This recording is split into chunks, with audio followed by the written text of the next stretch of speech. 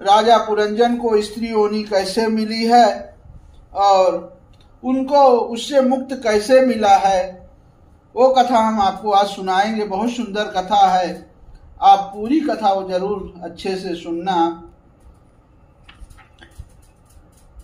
श्री नारद जी कहते हैं, राजन, फिर भय नामक यवन राज के आज्ञाकारी सैनिक प्रज्वाल और काल कन्या के साथ इस पृथ्वी तल पर सर्वत्र विचरने लगे।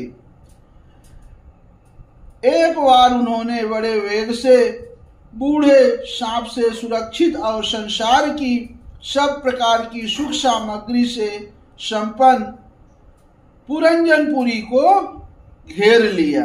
बहुत सुंदर कथा दोस्तों, बने रहिए, कथा पूरी सुनिएगा।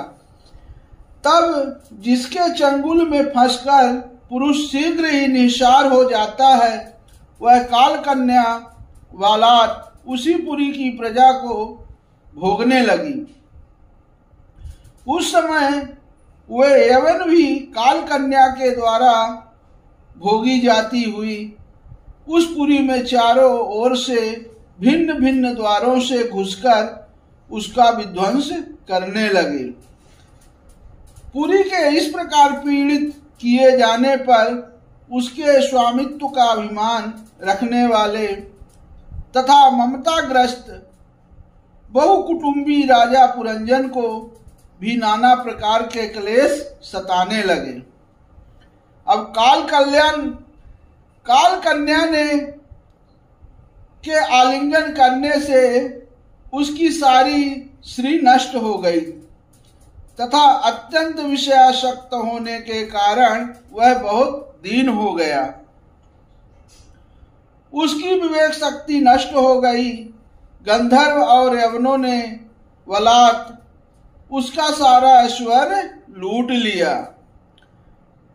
अब उसने देखा कि सारा नगर नष्ट भ्रष्ट हो गया है।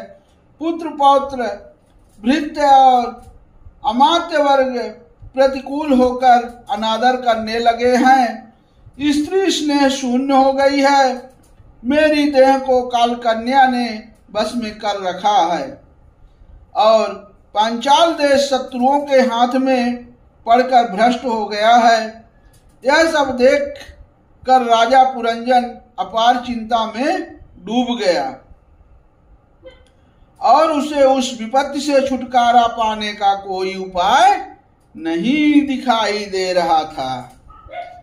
बताओ, ऐसी समय आ गई राजा